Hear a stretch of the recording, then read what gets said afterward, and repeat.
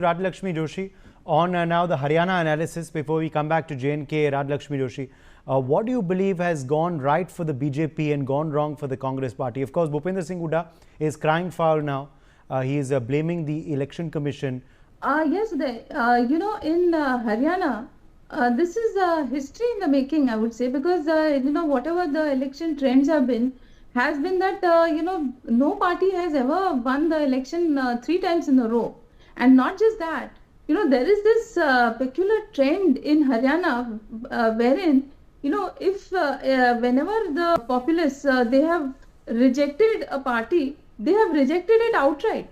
So, whenever the Congress has lost, or when JJP or INLD have lost, you must have seen that they lose, with figures like maybe 5 or 7 or 9, etc. Things like that.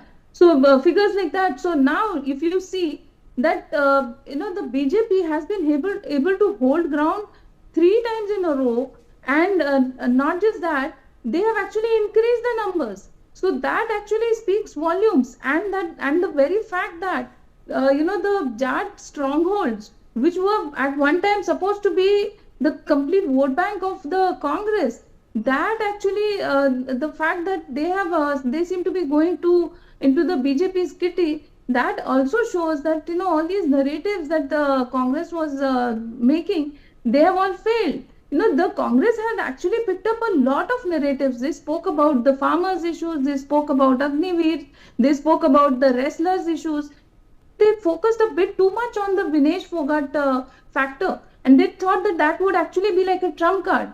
Now, what happened is, what failed there was that Vinesh Fogart's guru, that is Mahavir Fogart, he is speaking in favor of the BJP, and he is saying that the Congress has always sidelined all of them. They never give them as much support as the BJP has.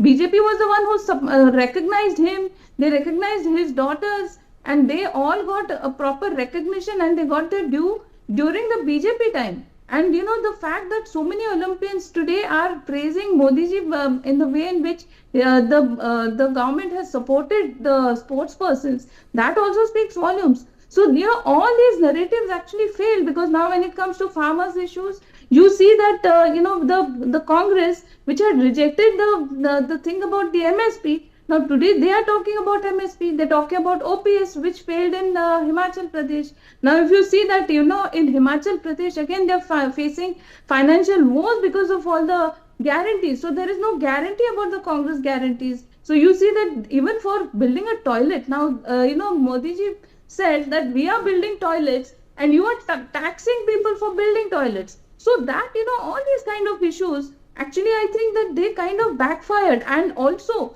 the fact that the Congress didn't really give a very viable solution for the unemployment also. See, he's talking about Jalebi ki factory. Now everybody knows that there cannot be a Jalebi ki factory. These are not these are perishables. So you cannot have such employment over a Jalebi ki factory. Now the people who had actually mocked Modi ji about the pakodas, now today they're talking about Jalebi ki factory. So, what Modi ji had said at that time was that even a simple pakoda seller also can make a decent living for himself. So that was the kind of a narrative that the BJP was building. And, Modi ji is talking about semiconductors. He's talking about a different level of development for 2047. And all that the Congress is offering is things like caste census, and they're talking about Jalebi ki factory, and they're not really actually hitting the right targets. So they're still talking about Ambani and Adani, and they're talking about how there was Nach Gana at the Ram Mandir. So I think that, they, even though they had a lot of issues, they had a lot of things to talk about, they failed miserably when they actually had to hit the target.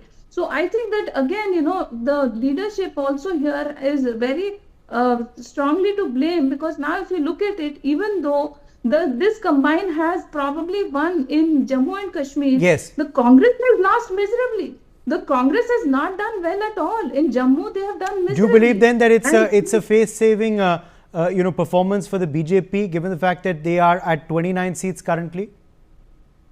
Yes, definitely. The BJP has done very well in Jammu. So they have done well in Jammu, and they have retained their entire vote share, and they have done reasonably well in Kashmir also. They have done much better than in the previous years. And the very fact that all these separatists also have actually come out and they have actually wholeheartedly participated, and all this development, I think that all of that is in itself an achievement. The very fact that these elections happened, and they happened successfully, and they happened, all these people who were totally against them.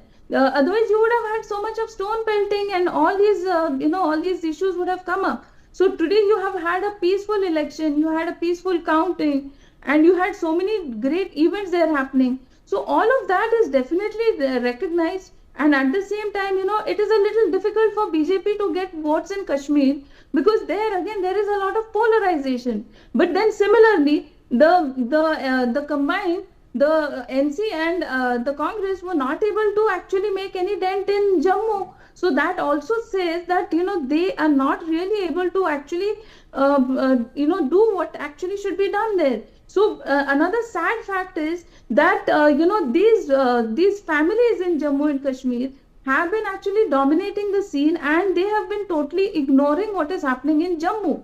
So the population in Jammu has always suffered at the hands of these people there. So this, I think, I hope that at least now, there will be a reasonable representation of people from Jammu, and from these parties like the BJP, who will actually make a reasonable contribution for Jammu as well. Because otherwise it was entirely about, the entire narrative was about Kashmir, and Jammu was totally being ignored. Okay. So I hope that at least now things will change there. Omar Abdullah, as the new CM, what are your expectations from him? Yeah, I hope that he doesn't go back on this. He doesn't go back on this thing about the Article 370, and that he doesn't undo all the good that was done in the last 5 years. So because he has already started saying that this is like the powers of our people will be just reduced to say maybe the powers of corporators, because then there is the LG. So they have already, even before the formation of the government, they have already started blaming the LG, and they have started blaming the center, saying that even if we win, our powers will be limited. So that is the kind of a narrative that they have already built for themselves. So I hope that they actually cooperate and support the central government in all these initiatives, because it is a huge change. So you have all these cinema halls, you have AIIMS, you have medical hospitals, you have medical colleges coming up, you have so much infrastructure, you have events like the G20 happening. So there is such a